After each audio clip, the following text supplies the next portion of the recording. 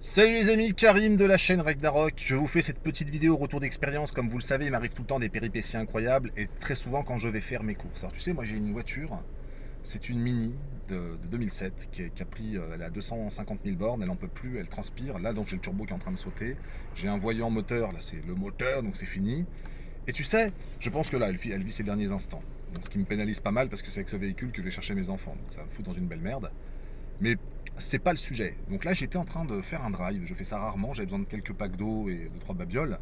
Et je garde ma voiture, enfin ce qu'il en reste, à côté d'un mec qui a un Land Rover, un Range Rover peut-être, un très gros truc, qui renvoie quand même pas mal à ce que tu possèdes dans le slibard.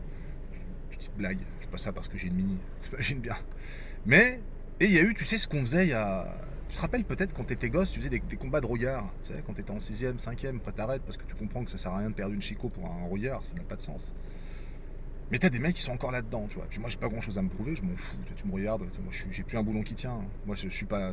Je dis pas que je suis looping dans l'agence touriste, mais tu as dû comprendre le personnage. J'en ai plus rien à secouer. Moi, tu veux qu'on se bagarre, on va se bagarrer. Il fait que ça me fout.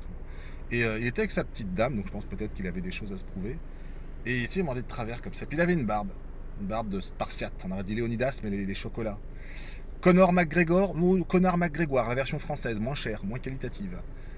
Est-ce qu'il faisait du MMA ou plutôt il jouait des MMO? C'est peut-être des MMO qu'il pratique. Level 70, il joue un démo, un truc comme ça, ou un chaman, sur World of Warcraft. C'est toujours pas méchant.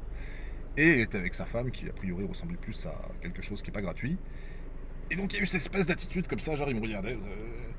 Écoute, je viens m'acheter 2 tablettes de chocolat, 3 packs d'eau. Pourquoi t'es comme ça? Pourquoi t'as cette attitude? Tu vois bien que je roule dans une voiture qui est en train de rendre l'âme, pardon. Et non, tu les connais, ces mecs-là, ils veulent te montrer, tu sais, je sais pas, De Niro, je sais pas, j'ai pas compris.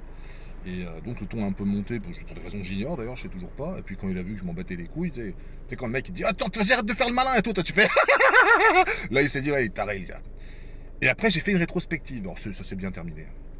Bon, moi, ça va, c'est bien terminé.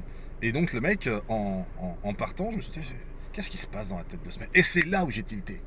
Je me suis dit, va savoir si c'est pas un multidosé. Et que ça lui tape un peu sur le ciboulot, le mec, tu vois. Mais c'est là où j'avais envie de lui dire, mais est-ce que t'es V? Est-ce que t'es V déjà? Et puis, mais qu'est-ce que c'est quoi le rapport? Mais est-ce que t'es V? Est-ce que t'es V? T'es V? Hein? Parce que peut-être c'est ça qui te rend teigneux. Parce que derrière cette virilité, comme ça, tu caches peut-être quelque chose de plus tendre, de plus sensible, quelque chose auquel il ne faut pas toucher. Parce que faire le malin comme ça c'est bien, c'est mignon, mais t'as baissé le bénard, t'as donné tes fesses ou ton épaule 5 fois d'affilée, ça m'étonnerait même pas.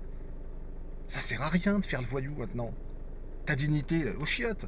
Je vais te dire, Béatrice, 35 ans, aide-soignante, elle l'a pas baissé le futal.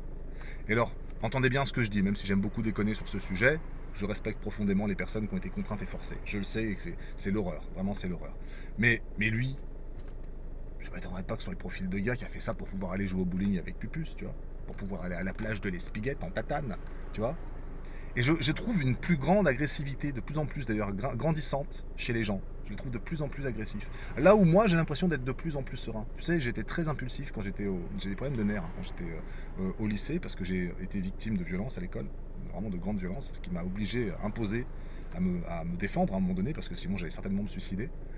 Et je me suis vraiment beaucoup calmé, tu vois. Et je me suis retrouvé un petit peu dans cette scène de la chèvre avec Pierre Richard. Connard, je suis maître d'arts martiaux. Je ne sombrerai pas dans la violence. Petite bite, vous avez beaucoup de chance. Tu vois. Bon, ça m'a fait rire. Mais voilà, vraiment, je voulais vous poser cette question pour avoir votre retour. Est-ce que vous avez remarqué aussi une certaine agressivité chez les gens, grandissante? Est-ce qu'elle est liée à la conjoncture, l'inflation? Quand tu fais tes courses, ça te coûte 600 balles. Je comprends que ça t'énerve. Ou est-ce qu'il y a peut-être autre chose derrière? Je pose la question.